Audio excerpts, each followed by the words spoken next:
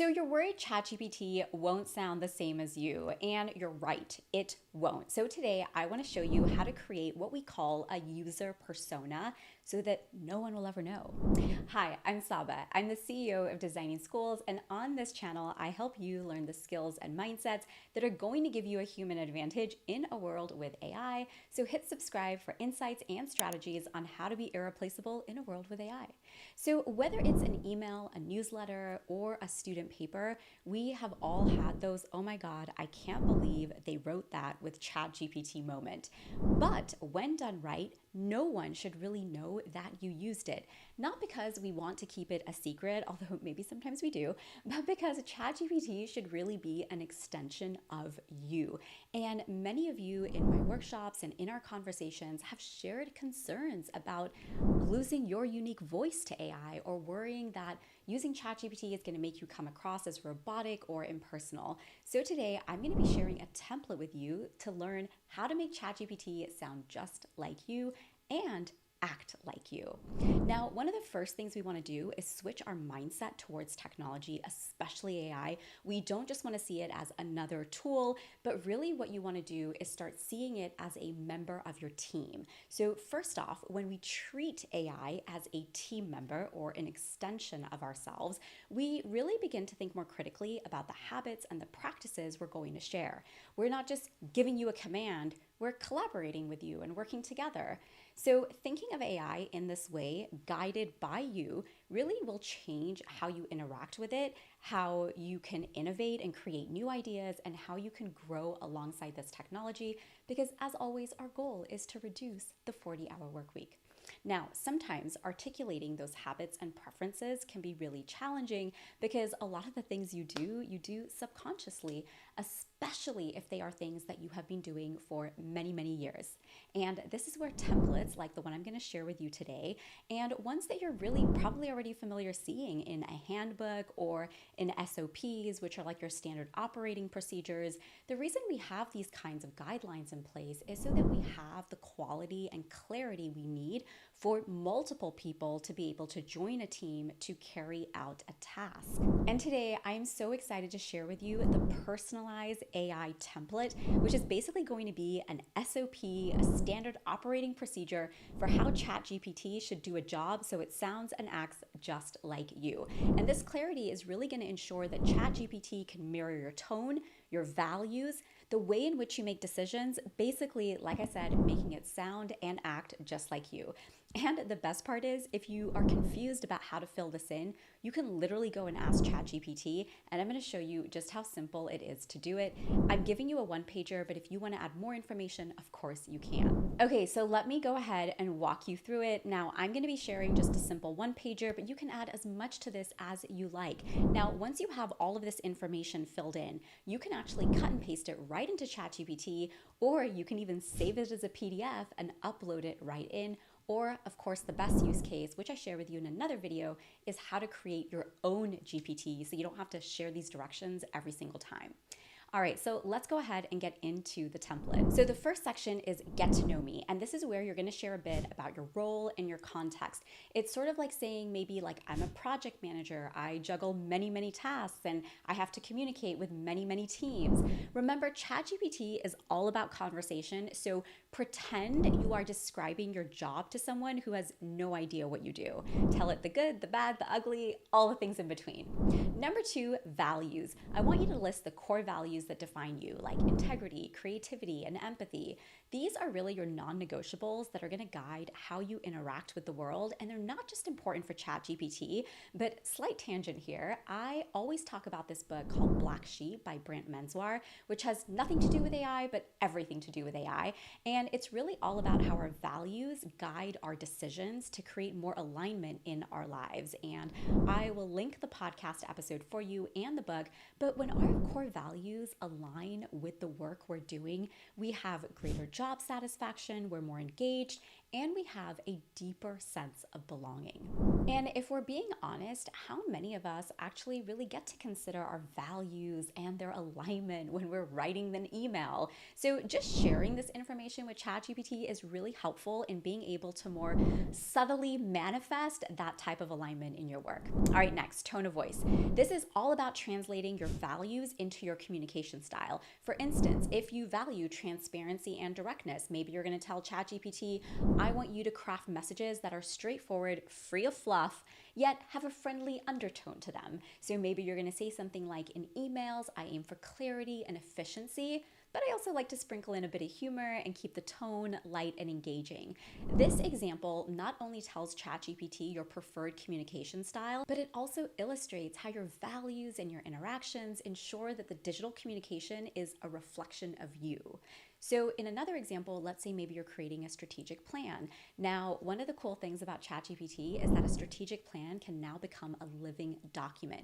So you might create instructions that say, for our strategy documents, the tone should be confidential yet visionary, highlighting our commitment to innovation. You probably want to use language that's bold and assertive, but also ensure it's inclusive and inviting team collaboration and input. You might also tell it your mission and vision so that it can integrate all of these pieces and really bring everything in your strategy document back to your why. Now, this guidance really helps ChatGPT align with your strategic mindset, ensuring that the document that it creates will inspire and mobilize your team toward a shared vision. All right, next, let's consider audience goals and reactions. Consider what you want your audience to feel or do after engaging with your content. For emails, it might be something like, I want the team to feel motivated and clear about next steps. I want people to feel inspired, and I don't want people to feel overwhelmed when they read something I write. Next, purpose. You want to specify why you're communicating. Is it to inform, persuade, or connect? Each purpose might tweak how ChatGPT approaches a task. Once you have all of those, it's now time for us to share some examples. This is going to help align expectations and create clarity. We've all been there where we have a really clear vision in our head for what something should look like, but the person we're sharing it with heard everything we said, but maybe thought something different. And that's the kind of situation you want to avoid with ChatGPT, because there is nothing worse than having to spend so much time editing the content it creates where you're just like, I could have just done this myself. So go and find all your favorite examples, whether it's something that you've created or something that you've seen somewhere else that you're like, oh, I wish I could create things like that, so that ChatGPT can better understand the style and tone that you are going for. So say, for example, I'm asking for a meeting summary. You might say something like, could we find a time to discuss this further? I value your insights. You might say something like, I always want the other person to feel like a valuable member of the team. And another little tangent, just to share one of my favorite prompting strategies, and that is to integrate an author or a book. Here as an example, I might say something like, I love this book, How to Win Friends and Influence People, and I love how the author shares, there is no sweeter sound to someone than their name. So let's always find a way to integrate people's names where appropriate, but don't go overboard. All right, next, and this is the last one, which is content specifications. It's really important to mention any specific preferences, structure, or length, especially if being short is key to your communication, that you want to make sure you let it know. This is really important when thinking about things like emails, blog posts, social media captions, or specific formatting that might be needed. So for example, if you were creating this template for making meetings more efficient, you might say something like, I want you to create an overview in 4 to 5 sentences, really getting at the essence of the discussion, follow up with bullet points for key takeaways, and I want you to list action items in a table format where you give people suggestions for what a next step might be, and always conclude with an inspirational message that ties back to our mission, vision, or values that really reinforces who we are and why we do what we do. This really specific type of guidance is going to make sure that ChatGPT gives you summaries and outputs that are informative, actionable, and aligned to what it is you're looking for. Now, remember, this template is all about making AI an ally in your communication strategy, really making sure that it's reflecting your unique voice. Now, just because you gave it all the directions, like any new hire, it might not get everything right on the first try, second try, or any try for that matter. So it's really always important to review, review, review. And this, friends, is really how we reduce hours from our days so that we can free our time to focus on what matters most, which definitely doesn't always mean more work.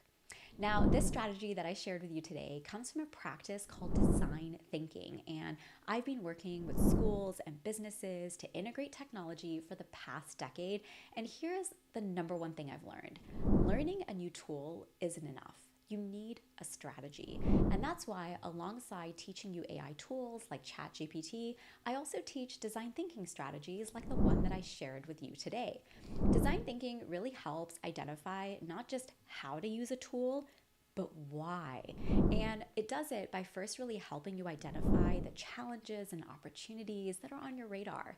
It emphasizes an understanding with the user experience to ensure that technology is really serving a purpose and solving the right problem. As you've probably heard me say many times, one of my favorite quotes is from Don Norman, where he says, "A brilliant solution to the wrong problem is worse than no solution at all, so let's solve the right problem." And that's what design thinking really helps us do. And it does it by really understanding the user. And so in this case, ChatGPT is the designer. And so it really needs to understand you, your goals, your objectives, your challenges, your frustrations, but also your hopes and dreams so that it can really create what it is that you need.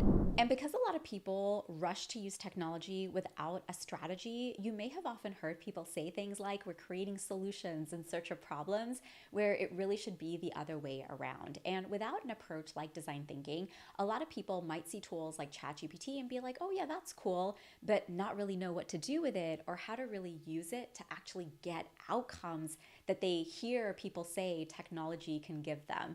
And the result, when that alignment isn't there between what we think technology can do and what happens, is oftentimes frustration and burnout.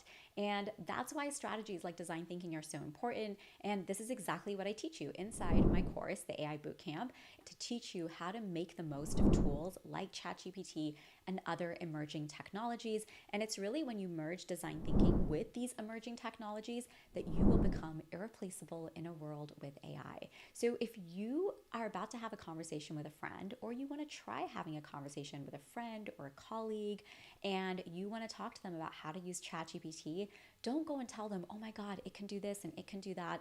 Start really by asking them questions. Questions like, tell me about what's taking up a lot of your time this week. Tell me about what's making you feel frustrated at work. Share something you wish we could be working on that we never get time for. And once you get those answers, then you can show them maybe technology has a solution, but it doesn't always. But if ChatGPT or any other tool can be a solution, when you say, oh, did you know you could use it to do X? That's when people are going to be super excited and super motivated and more engaged with the tool, because it's going to be giving them real outcomes. And then they're going to be a fan of yours because you're the one who's helping them either make their dreams come true or solve their problems. Now, the information that you gather from these conversations is exactly how you turn information into innovation. By solving real problems and helping people do the things they wish they could, that they can't because they don't know how, either because of the technology or they don't have the right strategy. So if you try this design thinking approach, please do share your stories. Honestly, it's what keeps me motivated and optimistic about the possibilities that we're going to be able to create for people in a world with AI.